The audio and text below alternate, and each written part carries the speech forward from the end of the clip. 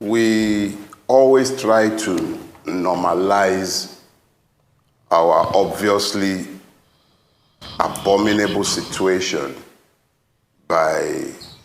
we skirt around the issues. Because when you speak to the subject of subsidy, the way it's been framed, I believe every major candidate in the last election did say they were going to remove subsidy. But the question that nobody appears to be dealing with right now is exactly what is this subsidy? Who is subsidizing who? If the NLC is talking about withdrawing from negotiations with the government, the question is exactly who were the NLC representing at these negotiations? Were they speaking for me? Was Kabiru, the shoemaker, amongst the people the NLC was speaking for? Iyachukudi, that was selling to that abominable creature, was she also represented by the NLC? Does the NLC have a track record of speaking for the disenfranchised in Nigeria, the disinherited, and the victims of Nigeria? The NLC is a trade union. It deals with the rights of its members. It represents less than a percentile of the Nigerian people. The Nigerian people themselves exercise their franchise. Let's not speak to the legitimacy or otherwise of the person who has presumed to do what was done in one fell swoop on the 29th of May. A friend was using the analogy of a surgery for me today. And he said, oh, it could be likened to a situation where the surgeon ignored to administer anesthesia before commencing the surgery. And I said, no, this is worse. This is a situation where the only thing remaining in Nigeria that the government of Nigeria still gives to the people by default, not necessarily because it wishes them well, but because after it had destroyed our local capacity for refinery, it then began an opaque system that it has never accounted to anyone for. It has destroyed that system. By its own admission, you hear the Nigerian government telling us the bulk of what they are subsidizing are also taken out of the country and smuggled. Is it Iyachukudi and Dauda that were at the border? Are they the custom? What's the so the failure of government at all levels, the impunity of the stealings that attended the subsidy program, nobody is talking about that, but in a very callous and inhuman manner, those who purport to rule over Nigerians were seized by the courage to throw many more people into what is already a bad situation. Whether the man is meeting with his APC people, whoever he cares to meet with, all of us go to the same market. Whether the person voted APC, PDP, PPP, LP, it does not matter now. All of us are in this boat together. But I'm sorry I've taken so long, but there is a lot to unpack because there are presumptions there. The NLC, as far as I'm concerned, is not in a position to speak for us. It might speak for its workers. And it is fine that the workers should be spoken for. But the average Nigerian has had his voice silenced here. And there is no track record of this government or the one before it having the interest of the people at heart. Palliatives for COVID became party items. That is before you even begin to deal with the mindset that would think it was okay to allocate 70 billion to less than 500 human beings, and then you allocate 48,000 naira over 6 months at 80,000 naira monthly to 12 million households, not persons, household, using a system that is completely opaque, not even open to any scrutiny of any sort, the same way they were feeding children at home during COVID. This is the same system that they are now saying they want to use to share the pittance. So please, there is more to this. I'm not going to have a conversation that talks about palliatives, because in reality, they've shared that money already. That's why they can easily seg into, okay, we'll turn it into fertilizer and hose. It's no longer about 8,000 now, it's about fertilizer, because they've spent the money already.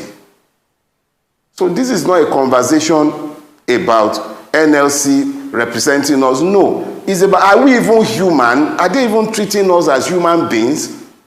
How are people supposed to survive this? You moved it to 500 before they are even done breathing. You say, let the poor breathe. Before they could even exhale, it's gone up again. And I have it on good authority from persons in the industry that at the rate they are going, is going to go up even more. When are the poor now going to breathe? How? You're choking them, asphyxiating them, and you're talking about them breathing. How? Those who have stolen us into this situation, how are they going to pay? Who is holding them accountable? All we are talking about is remove the thing and then palliative. What about accountability? Who is talking about that? Somebody took, I think, 90 billion, the Accountant General of the Federation. What has happened? He's walking away free. Akpabio, who is sat at the Senate as the Senate President, he was facing multiple charges for stealing. That is exactly how brazen we have become. No accountability of any sort, but we want to talk about palliatives and removal of subsidy. What about paying for the crime that has led us into this mess? Who is asking those questions? The point is this: if we are indeed a democracy, we'll be finding out in the coming days, because somebody has to pay for this. Somebody has to pay for this. It is not about removal of subsidy. Every major candidate in the election agreed that it had become an unsustainable fiasco. But what led into its unsustainability? Why are we not talking about that? Who are the persons responsible? Mr. Farotimi, thank you so much. You've given us, quite a very detailed and heartbreaking explanation, on what's happening in the country at the moment. But I think there's one, question that is bugging my mind. It actually sounds very easy, but at the same time, it's a little bit absurd. You talked about justifying the abominable in Nigeria. So I'd like to have your own take on the NNPCL having, should I say, the boldness or the courage, to raise fuel price again just in a matter of weeks. They explained that it's in line with market realities and it's been done to save businesses. But I don't know, help me make sense of it. Does it make sense to you? Nothing in our country actually makes sense anymore, if we are going to tell ourselves the truth. Reality is that what we do these days is that we just coast along and we just allow ourselves to survive. We have lived for so long next to what is essentially a rubbish heap that we've lost our capacity to smell. So we sit down in the midst of our mess and we eat, we drink, we party, and we forget. But the thing is this: the government of Nigeria does not treat the people of Nigeria as human beings. It's not just about treating us as citizens. We are not treated as human beings. Let's imagine this. What kind of mentality, what idea governs a system or a country where the government believes that it is okay to budget 70 billion for less than 500 people and then give what is essentially nothing, crumbs, to so many? So when you now talk about NNPC, who is telling us that the petroleum industry has been deregulated, is still busy being the one fixing prices.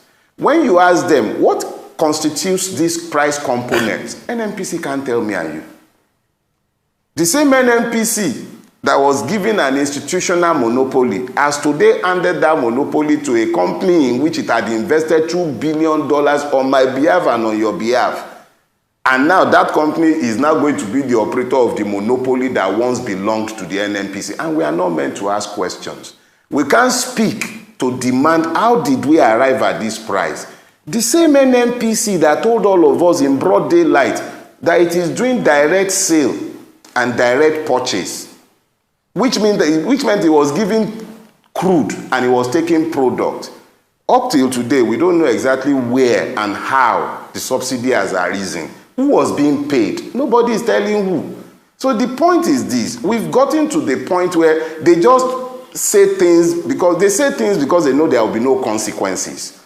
If people believe that there will be consequences for their actions, if they believe they will be held to account and they will be asked to answer questions in relation to the things that issue forth from their mouths, I am certain that you will have less of this abomination strolling around in broad daylight in our country.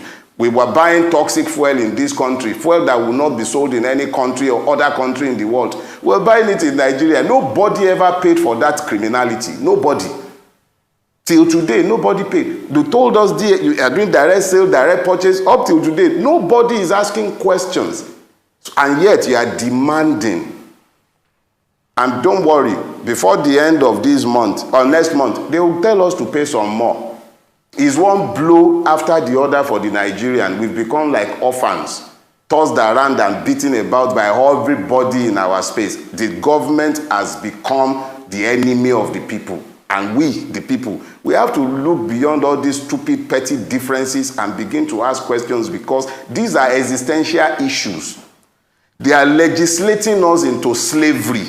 And we are all alive and well, and we are sat here and we are busy quibbling over nonsense, ethnicity, religion, and we are being systematically enslaved. All of us. Questions that we should ask, we are not asking. The one that should not concern us is what excites us.